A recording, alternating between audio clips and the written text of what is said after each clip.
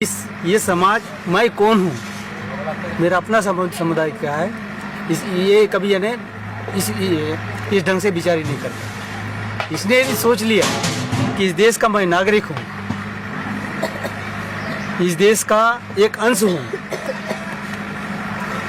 तो निश्चित रूप से उस लाइन पे सोचना शुरू करेगा कि इस देश का नागरिक हूँ तो मेरे अपने कुछ तो भी अधिकार है, जीने के अधिकार है और अपने मुताबिक जीने के अधिकार है।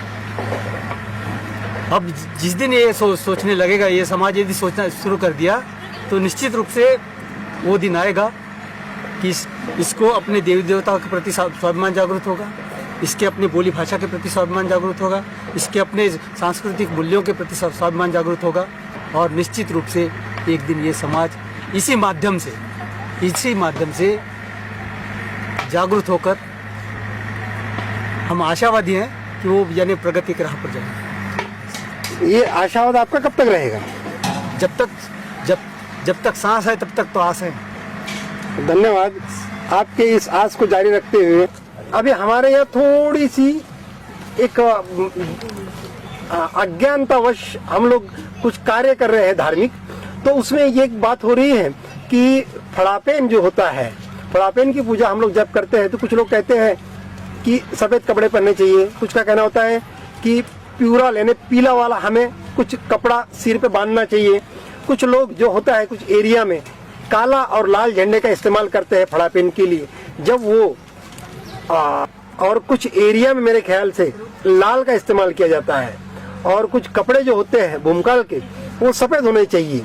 तो ये कहाँ तक हम लोग सही माने और इसके ऊपर में चले, इसके ऊपर हमें थोड़ा एक मार्गदर्शन करिए।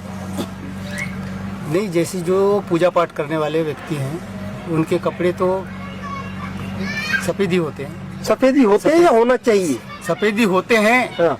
और होना भी चाहिए। और सिर के ऊपर में पगड़ी पीली होनी चाहिए या सफेद ही होनी चाहिए? वो पूरा सफेद रहेगा, सफेद रहेगा। अच्छा, दूसरी बात है कि भाई ये यानी फूल वगैरह कैसे चढ़ाना, क्या करना, वो करना, तो ये ऐसा है अपने देवी देवताओं को केवल मुँह का फूलज क्यों चढ़ाते थे, यानी पानी नहीं छिड़कते। हाँ। मुँह का फूल यानी मुँह ऐसा है कि वो 10 साल का भी रहा और पानी में डाल दो तो फूल जाता है बिल्कुल के साथ, यानी ताज़ा हो जाता, तरोताज़ा। इसलिए हरदम यानी जो फूल हर वक्त यानी तरोताज़ा रहता है उसी फूल को चढ़ाते हैं अपने देवी देवताओं। तो ये मोहे के फूल आपके लिए बहुत मिलना मुश्किल हुआ है, इसका कारण क्या है? शहरों में हमारे लोगों को नहीं मिल पाता है, तो लोग हमारे अज्ञानतावश उसका जो रस होता है, जो कल या दारू जिसका इस्तेमाल करते हैं, बोलते हैं, उसका इस्तेमाल कर रहे हैं। तो ये क्या उचित है? अब भाई उचित या अनुचित की बात नहीं है, उचित ये है कि फूल ही चढ़ाना है, रस चढ़ाना नहीं।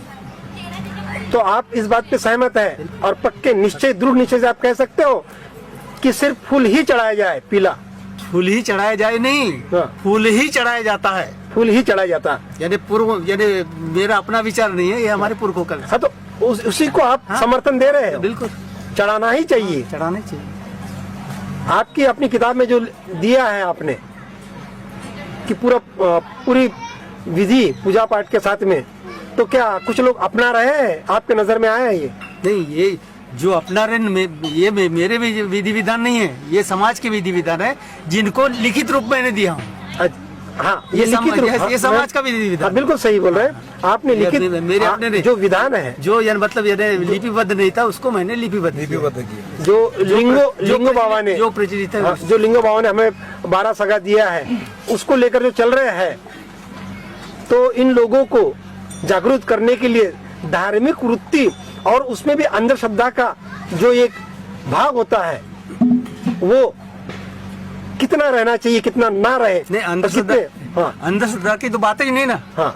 जैसा कि फड़ापेन शक्ति की, जहाँ सल्ला और गांगरा शक्ति की हम पूजा करते हैं, उसका अर्थ होता है हमारा पिता और माता की पूजा करते हैं। हमें जन्म देने वाला हमारा माता पिता होता है। कोई भगवान नहीं जन्म देता, कोई ईश्वर जन्म नहीं देता, ये माता पिता ही देते हैं।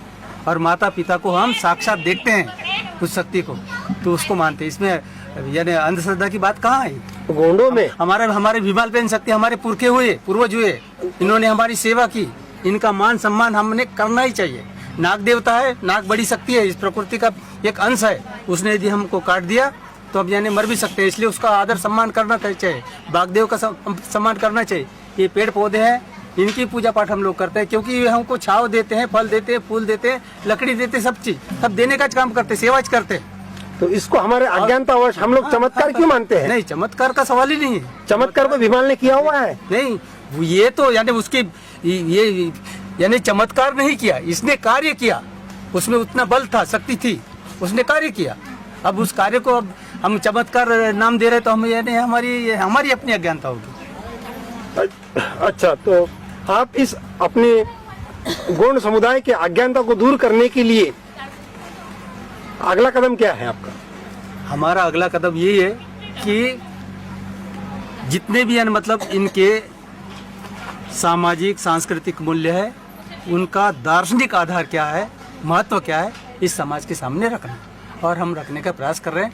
निश्चित रूप से आज नहीं तो कल नहीं तो परसों यानी ये समाज जागरूक होगा, और हम देख रहे हैं कि समाज जागरूक यानी ज़्यादा जागरूक हो रहा है।